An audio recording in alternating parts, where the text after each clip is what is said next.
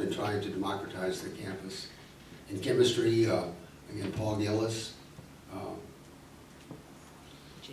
Jake Kleinberg, our longtime neighbor, and other people, and Albert Davidson in chemistry.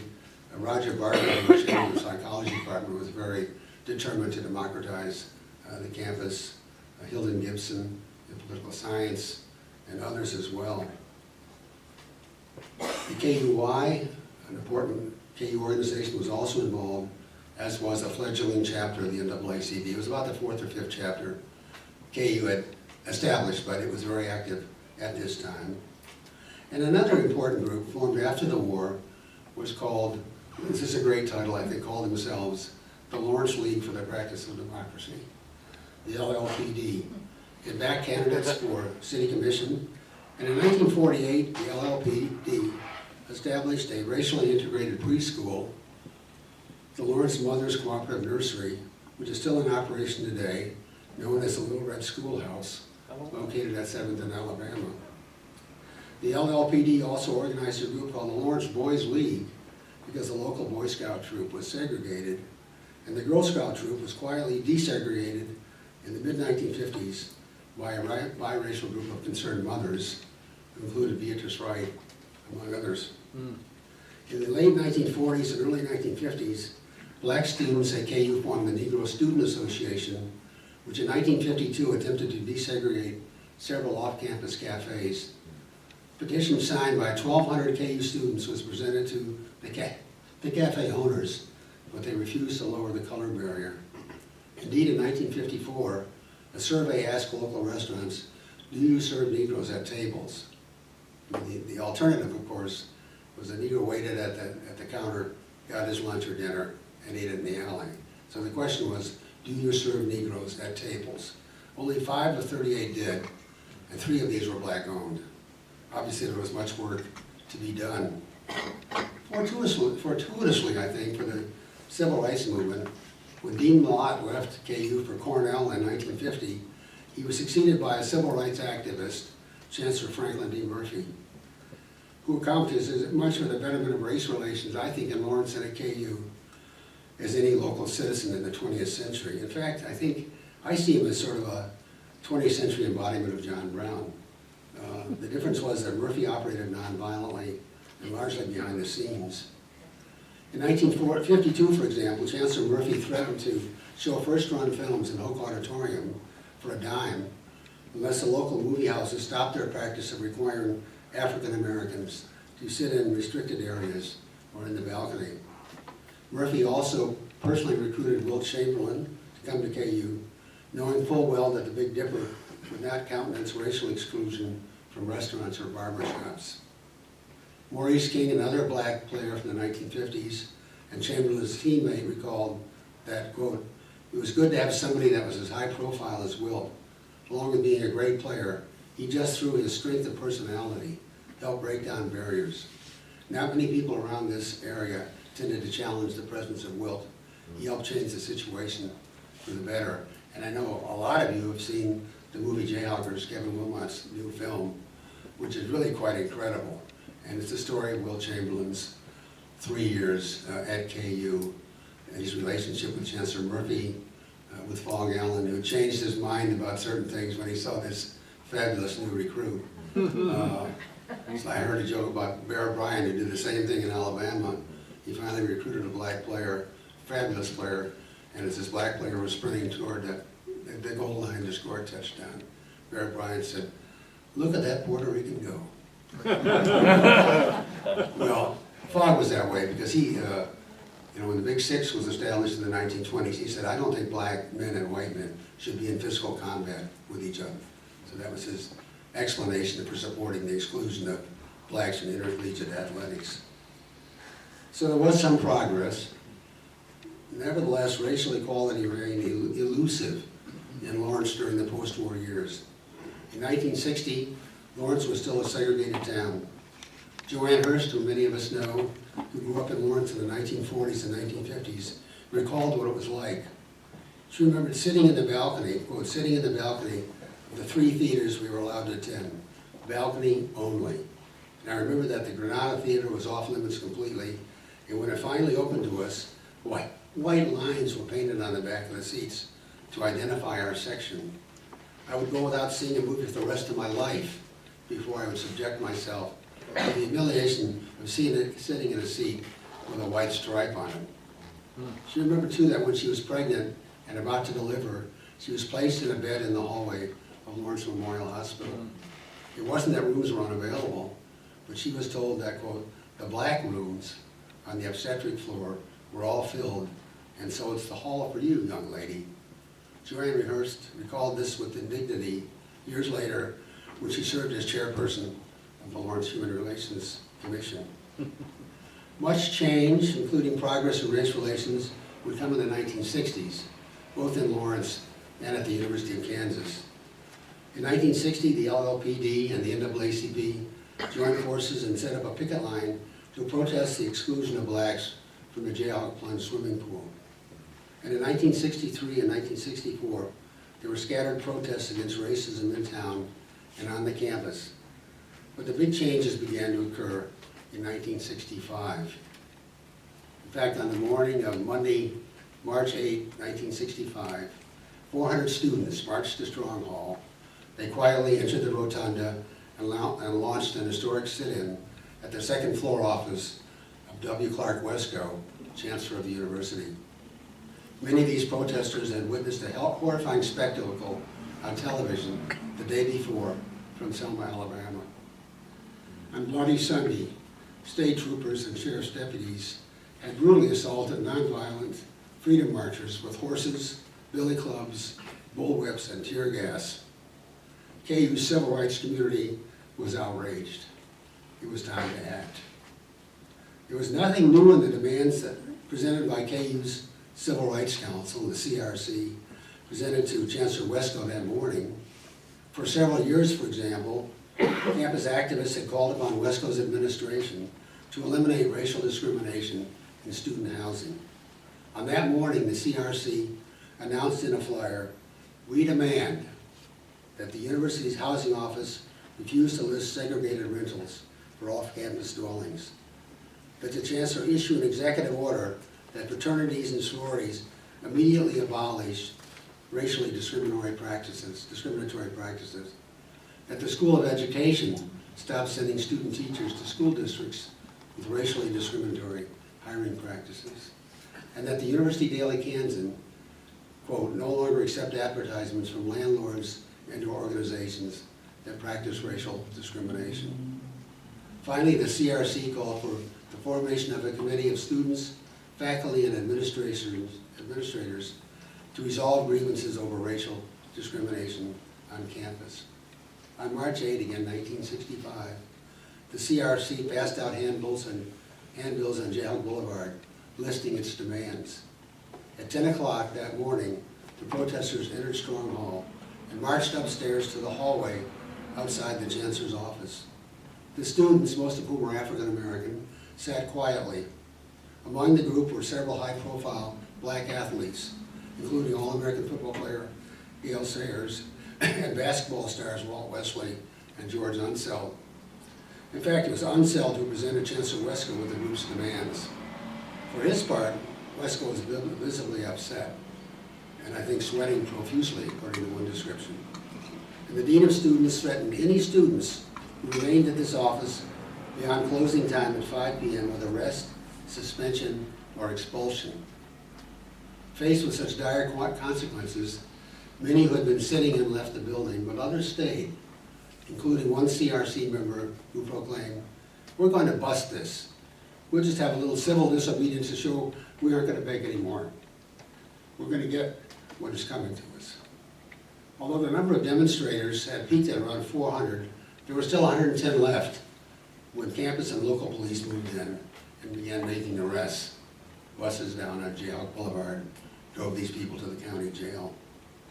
That night, some 500 people, singing the civil rights anthem, "We Shall Overcome," conducted a peaceful candlelight march near the chancellor's residence, and I think he was petrified.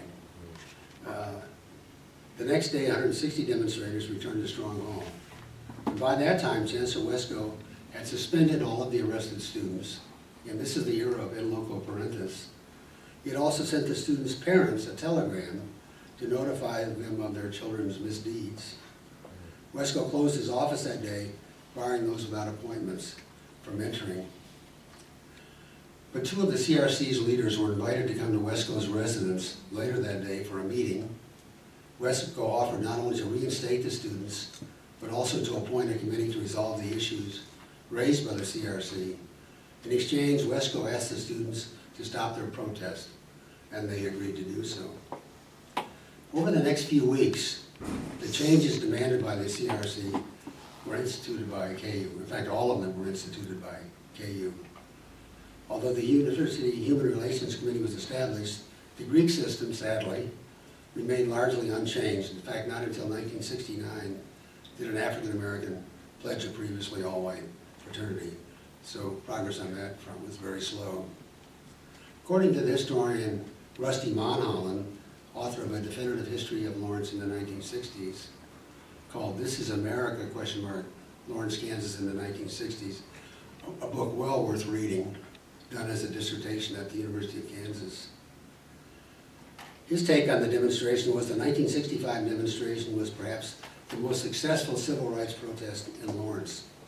In part, Monholland has explained, the timing was right, and the administration was simply catching up with the tide of civil rights reform sweeping the nation. As well, he said, the students' demands challenged vestiges of racial exclusion that could easily be removed and did not cost the university much financially or administratively. So that was the 1965 protest. Not all future campus protests, however, would be resolved so peacefully or so satisfactorily. Indeed, the next 5 years, 1965 to 70, would be the bloodiest and most violent in the history of the university. The Black Power movement would provoke the next protests, paralleled by growing opposition to the Vietnam War. The Black Power movement emerged first, not at KU, which I think is what a lot of people assume happened, but at Lawrence High School, at LHS. Black students at LHS in the 1960s, some of whom had marched earlier for civil rights, believed that movement had failed to produce meaningful change, and they were becoming increasingly angry and confrontational. According to John Spearman Jr., a senior at LHS in 1968, the civil rights movement had, quote, failed to get it done, and so he had embraced Black Power. Unlike the nonviolent civil rights movement, which advocated racial integration and Gandhian passive resistance, the Black Power movement advocated black separation and retaliatory self-defense. The advice of Malcolm X, the chief spokesperson for the black Muslims and a leading advocate of Black Power, was straightforward. If someone puts a hand on you, send them to the cemetery. Lawrence first witnessed the public face of Black Power in August 1967 when a group of black teenagers gathered on Massachusetts Street and threatened, quote, to burn the town down. When LHS's black students returned for the next school year, they were determined to demand change. Topping their list of demands was a course in African American history. In May 1968, 50 black students and their parents met with the LHS principal. Led by John Spearman and Beverly Southard, the students eloquently presented their demands. One young black woman said that she was told when she asked a teacher for assistance on an assignment, he said, "You ends can't do anything right." The principal dismissed this complaint, Principal Medley, lamely replying that, quote, teachers sometimes can have a slip of the tongue that doesn't necessarily indicate prejudice. Again, this is the principal.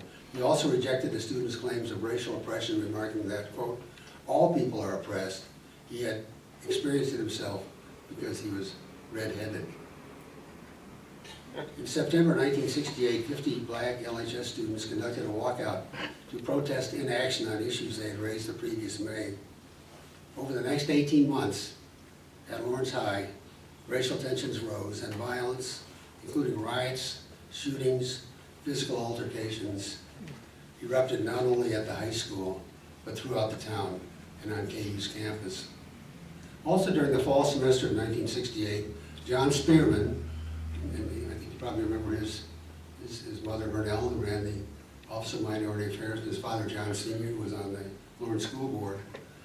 Also during the fall semester of 1968, John Spearman enrolled at KU as an articulate advocate of black power, and he called for the creation of a Black Student Union, a BSU. In 1970, the BSU presented a 5-page list of demands to KU Chancellor E. Lawrence Chalmers.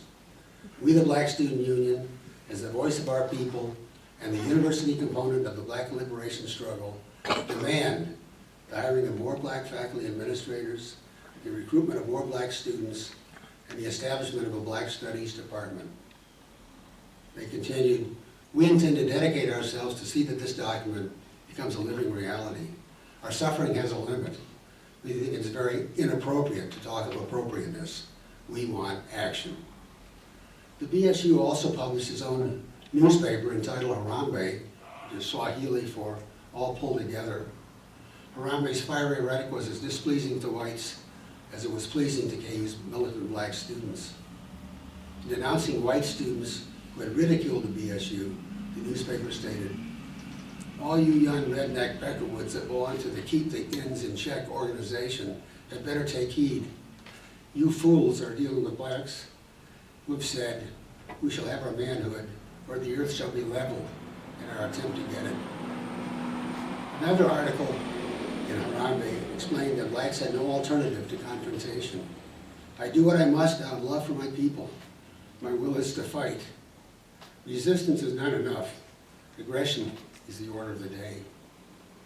In February 1970, employees of KU's printing service, which published Harambee, halted production of the newspaper and conducted a walkout to protest what they considered its obscene content.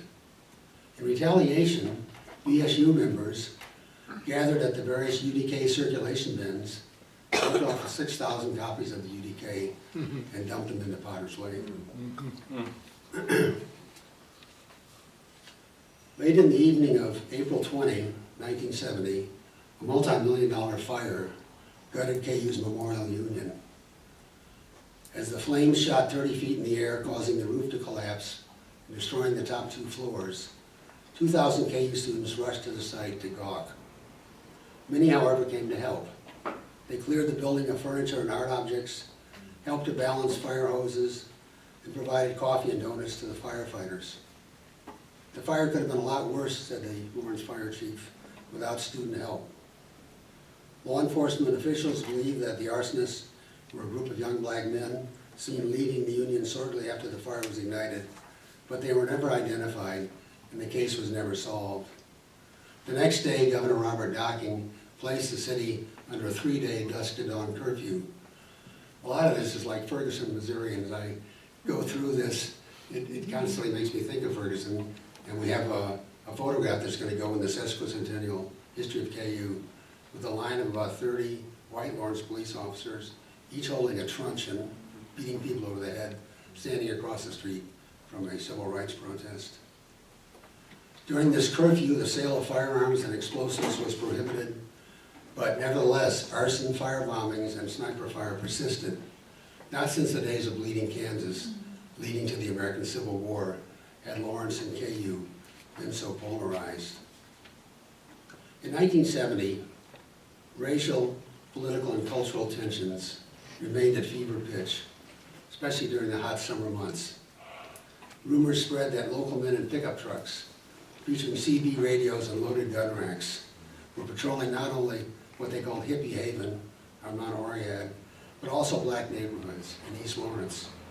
One vigilante claimed that he had 300 members who, he said, were eager to, quote, use guerrilla warfare to halt the in and hippie militants.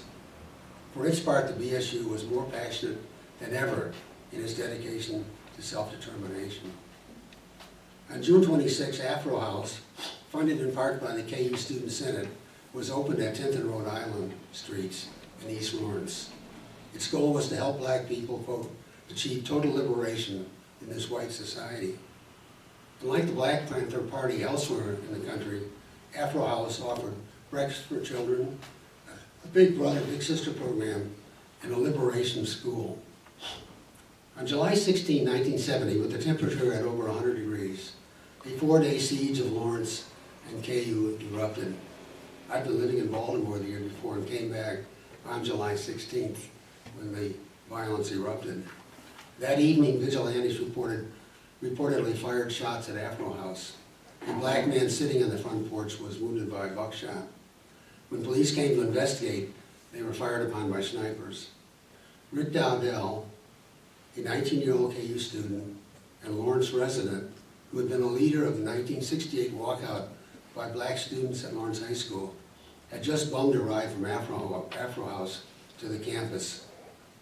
A police car with its lights off followed their car. A chase ensued when the driver tried to return to Afro House. The car struck a curb and stopped. Dowdell jumped from the car, and with a police officer running in pursuit, dashed along an alley toward Afro House. The police officer fired a warning shot. What happened next has been the subject of books and articles, as well as the coroner's inquest. And the truth was, and I think still is, hotly contested. What is beyond dispute, however, is that the officer fired 4 rounds from his .357 Magnum, one of which struck Dowdell in the back of the head. He died at the scene.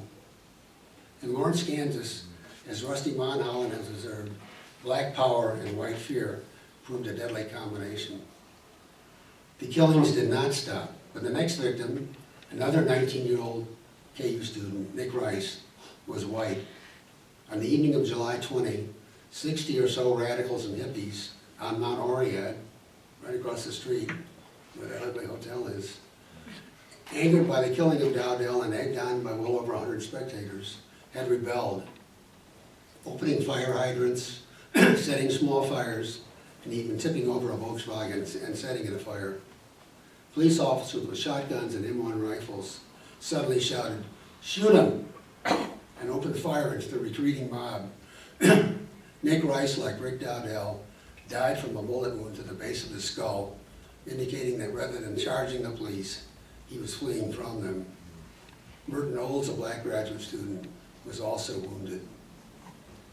Journalist Bill Moyers happened to be visiting Lawrence during this fateful week. He wrote, "The town is large enough to harbor several communities with their own ways of life. It is small enough for every citizen to feel the impact of colliding values. The people I met," he added, "looked at events through the lens of their own personal experience, to define truth by what they saw. The townspeople who feel threatened, the blacks who feel oppressed, the street people who feel harassed, the students who feel misunderstood, and the police who feel abused." During the long hot summers of racial violence in the 1960s and 1970s, a poem by our most famous native son, Langston Hughes, who most of you know lived here for 10 years between 1905 and 1915. Langston Hughes' poem was